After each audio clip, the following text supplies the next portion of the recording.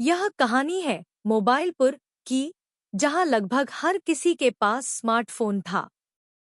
गांव के लोग दिन रात अपने फोन में ही व्यस्त रहते थे। बच्चों से लेकर बड़ों तक सभी का ध्यान केवल अपने फोन पर था। कोई सोशल मीडिया पर वीडियो देख रहा था तो कोई गेम खेल रहा था। लोगों का वास्तविक दुनिया से संपर्क खत्म होता जा रहा था। लेकिन किसी को नहीं पता था कि उनके फोन में एक भूत छुपा हुआ है, जो उन्हें और ज्यादा फोन इस्तेमाल करने के लिए मजबूर कर रहा था। इस भूत का नाम था नेटो। नेटो एक डिजिटल भूत था, जो लोगों को उनके फोन से जोड़े रखने के लिए उनकी कमजोरियों का फायदा उठाता था। जैसे ही कोई व्यक्ति अपने फोन से दूर जाने की कोशिश करता, नेटो उन्हें एक नया नोटिफिकेशन या संदेश भेज देता, ताकि वे फिर से फोन में उलझ जाएं। लोग धीरे धीरे इसके आदी होते जा रहे थे और उन्हें इस बात का एहसास भी नहीं था कि उनकी जिंदगी का बड़ा हिस्सा इस भूत के कब्जे में जा चुका है। राहुल नाम का एक युवक था, जो पढ़ाई में बहुत अच्छा था। लेकिन जब से उसने स्मार्टफोन खरीदा था, वह भी हर समय फोन में लगा रहता था। दिन में उसकी पढ़ाई छूट गई और रात में उसकी नींद। उसकी माँ बहुत परेशान थी, लेकिन राहुल उनकी बात अनसुनी कर देता था।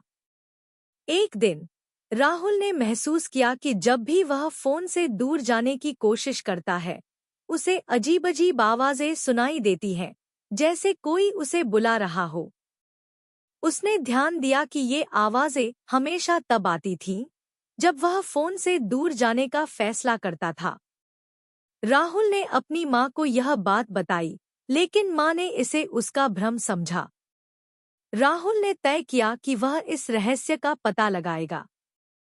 एक रात, जब पूरा गांव सो रहा था, राहुल ने अपने फोन को बंद कर दिया और उसे एक कोने में रख दिया।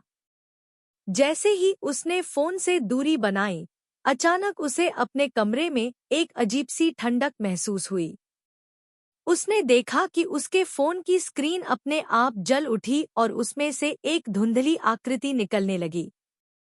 वह आकृति धीरे धीरे आकार लेने लगी और उसमें से एक आवाज आई, मैं नेटो हूँ और मैं तुम्हें कभी भी फोन से दूर नहीं जाने दूंगा। राहुल घबरा गया, लेकिन उसने हिम्मत नहीं हारी। उसने नेटो से पूछा, तुम ऐसा क्यों कर रहे हो? हमसे क्या चाहते हो? नेटो ने हंसते हुए कहा, मैं तुम्हारी ऊर्जा चाहता हूँ, तुम्हारा समय चाहता हूँ। जितना तुम फोन में उलझोगे, उतना ही मैं ताकतवर बनूंगा। राहुल ने समझ लिया कि यह भूत उसकी जिंदगी को बर्बाद कर रहा है। उसने तुरंत अपना फोन उठाया और उसे बंद करके एक धातु के बक्से में रख दिया। उसने तय किया कि वह अब से फोन का इस्तेमाल सिर्फ जरूरी कामों के लिए ही करेगा। उसने अपने दोस्तों और गांव वालों को भी इस भूत के बारे में बताया।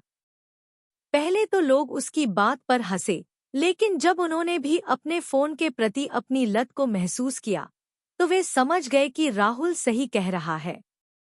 गांव वालों ने मिलकर एक फैसला किया कि वे हर रोज कुछ घंटे बिना फोन के बिताएंगे। उन्होंने बच्चों को खेलने के लिए बाहर भेजा, बड़ों ने आपस में बातें की और परिवारों ने एक साथ समय बिताया। धीरे धीरे नेटो की ताकत कम होने लगी और वह लोगों के फोन से गायब हो गया। गांव के लोग अब पहले से ज्यादा खुश थे और उन्हें अपनी असली जिंदगी में वापस लौटने का सुख मिल रहा था।